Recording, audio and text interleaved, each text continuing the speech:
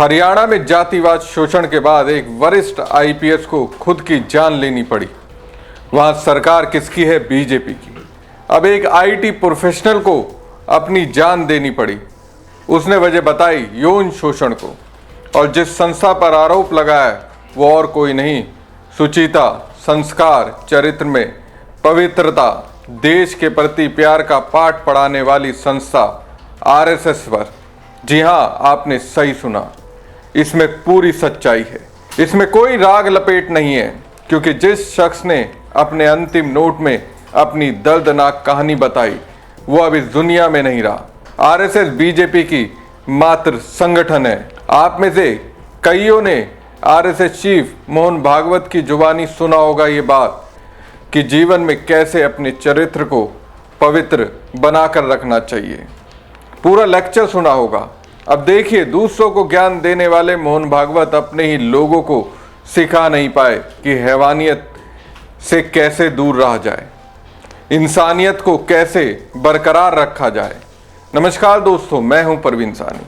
दोस्तों, एक घिनौना सच आरएसएस को लेकर सबके सामने आया। सुनेंगे तो आप यकीन मानिए संघियों पर थू थू करेंगे। बीजेपी के राज में जातिवादी शोषण हो रहा है और आरएसएस के अंदर यौन शोषण हो रहा है। दिखाने को ये लोग खुद बताएंगे, असली ब्रह्मचार्य का पालन तो यही कर रहे हैं। इनके सामने बाकी सब तो अय्याश हैं, लेकिन जो मैं बताऊंगा उसे जानकर कहेंगे तो अय्याशी के लेबल को भी पार कर दिया आपने। दोस्तों, केरल के रहने वाले 26 साल के सॉफ्टवेयर इंजीनियर आनंदू अजी ने पिछले दिनों अपनी जान दे दी। वो कोटायम का रहने वाला था। उसका शव एक लॉज से मिला था। अपनी जान देने से पहले आनंद ने इंस्टाग्राम पोस्ट के जरिए आरएसएस के लोगों पर यौन शोषण का आरोप लगाया। आनंदू ने जो बताया दोस्तों, यकीन मानिए मैं तो पूरी तरह से हिल गया, सोचने पर मजबूर हो गया। पिता पर संघ की ओर से ब्रेन वॉश के असर का खामियाजा उसके बच्चे को अपनी जान देकर उठाना पड़ा। किस घुटन में आनंदू जिया, उसकी पूरी कहानी दोस्तों उसने कह दी। उसने बताया बचपन से लेकर अब तक उसके साथ किस तरीके से यौन शोषण किया जा रहा था। अपनी जान देने से पहले आनंदू ने लिखा, उसने कहा कि जिस तरीके से उसके बचपन से लेकर अब तक यौन शोषण किया गया, बीए आज तक नहीं उबर पाया। उसके माता पिता ने बचपन में उसे संघ की शाखा में डाल दिया था। यहाँ पड़ोसी एनएम ने 3 साल की उम्र में उसका शोषण किया था। इसके अलावा एसएस के आईटीसी और ओटीसी कैंपों में भी उसके साथ ऐसा ही हुआ। उसकी मौत की वजह कोई रिश्ता नहीं बल्कि एक गहरी चोट है। कुछ साल पहले ही उसे पता चला था कि उसे ओसीडी डायग्नोज हुआ था। ये बीमारी भी आरएसएस के लोगों के शोषण की वजह से हुई थी। हर जगह दोस्तों आनंदू को यौन शोषण को झेलना पड़ा। अफसोस कि ये सब उसके माता पिता की वजह से हुआ। आज अगर आनंदू नहीं है तो इसके लिए उसके माता पिता और आरएसएस के अंदर बैठे वो हैवान हैं। आनंदू आजी ने बताया कि उसे संघ से हमेशा दर्द ही मिला। इसके बाद भी वो आज भी किसी से नाराज नहीं है। सिर्फ संगठन और वहां के कुछ व्यक्तियों, एनएम संघ का एक सक्रिय सदस्य था और मेरे साथ लगातार शोषण किया करता था। जब भी मैं कैंप में जाता मेरा शोषण किया जाता।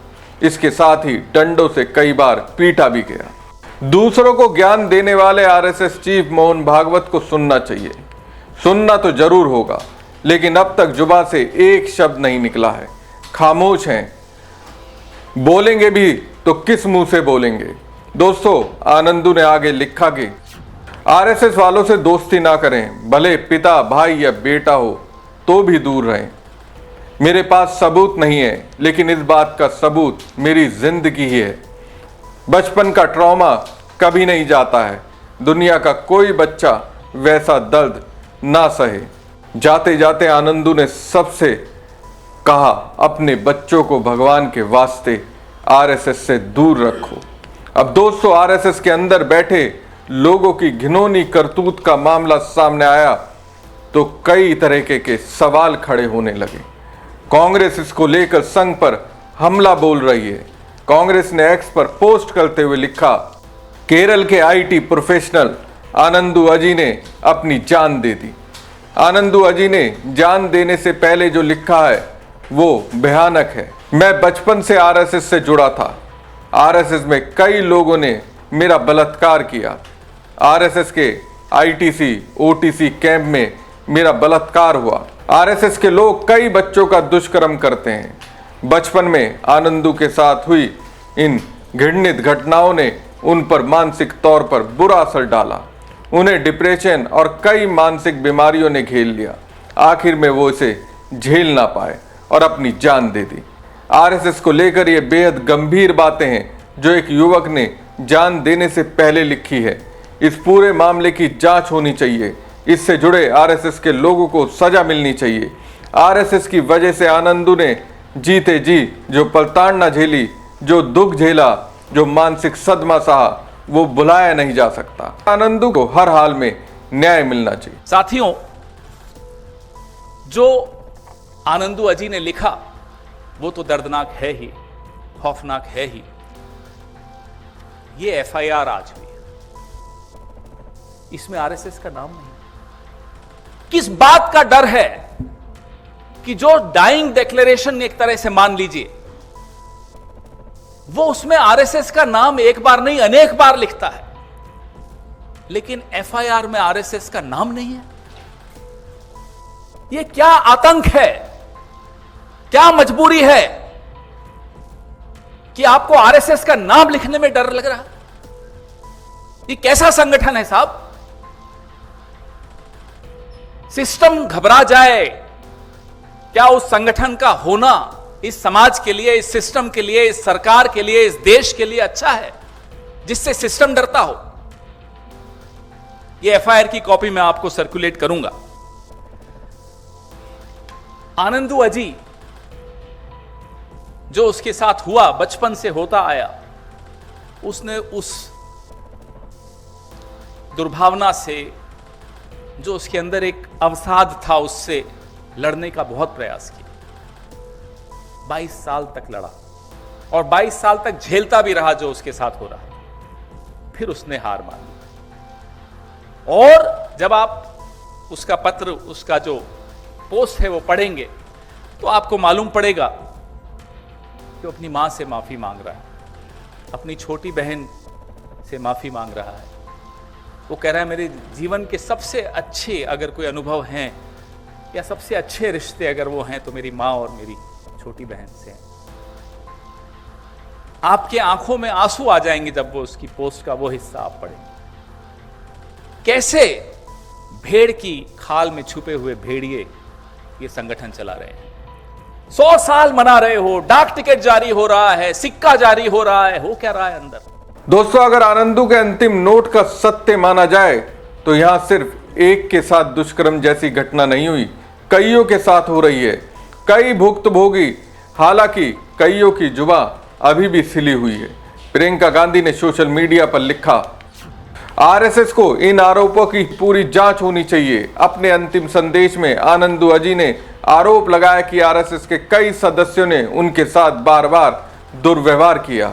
उन्होंने स्पष्ट रूप से कहा कि वो अकेले पीड़ित नहीं है और आरएसएस के शिविरों में भी बड़े पैमाने पर यौन शोषण हो रहे हैं। अगर ये सच है तो यह भयानक है। पूरे भारत में लाखों बच्चे और किशोर इन शिविरों में जाते हैं। आरएसएस नेतृत्व को तत्काल कार्रवाई करनी चाहिए और अपनी सफाई देनी चाहिए। लड़कों का यौन शोषण लड़कियों के यौन शोषण जितना ही व्यापक है। संघ को इस तरह जघन्य अपराधों के बारे में चुप्पी तोड़नी होगी। डीवाईएफआई के राज्य सचिव वीके सनोज ने कहा कि अजी ने अपने साथ जो भी हुआ वो शेयर किया, जिसमें यौन शोषण, शारीरिक हमले और अपने साथियों व वरिष्ठ सदस्यों द्वारा डराने धमकाने की घटनाएं शामिल थी। आनंदू अजी इस संगठन के सक्रिय सदस्य थे और उन्होंने इसकी सदस्यता 14 वर्ष की उम्र में ले ली थी। इसके बाद भी उनके साथ ये सब हुआ। पूरे मामले की जांच की जानी चाहिए। इसके साथ ही आरोपियों की गिरफ्तारी होनी चाहिए। कांग्रेस प्रवक्ता सुप्रिया श्रीनेत ने सोशल मीडिया प्लेटफॉर्म एक्स पर लिखा कि आनंदू अजी केरल के थे, आईटी प्रोफेशनल थे, उन्होंने आत्महत्या कर ली। अपनी फाइनल इंस्टा पोस्ट में लिखा कि आरएसएस के कई लोगों ने उनका बलात्कार किया। वो बचपन से आरएसएस की शाखा में जाते थे, उनके साथ 3 से 4 साल की उम्र से बलात्कार हो रहा था। आरएसएस को इतने बड़े आरोप का जवाब देना चाहिए। तो दोस्तों, ये अपने आप में सोचने के लिए मजबूर करता है संघ के अंदर की वास्तविकता क्या है। यह अपने आप में सोचने के लिए मजबूर करता है बीजेपी राज में शोषण के कितने रंग, कितने तरीके हैं। यह अपने आप में सोचने के लिए मजबूर करता है अंधभक्ति की सजा क्या होती है। अंधभक्ति का ही परिणाम भुगता आनंदू ने। आरएसएस के प्रति अगर आनंदू के परिवार वाले अंधभक्ति नहीं दिखाते तो आज आनंदू जिंदा होता। आपको क्या लगता है? कमेंट बॉक्स में कमेंट करके जरूर बताएं। साथ ही पेज को ज्यादा से ज्यादा लाइक और शेयर कीजिएगा। धन्यवाद।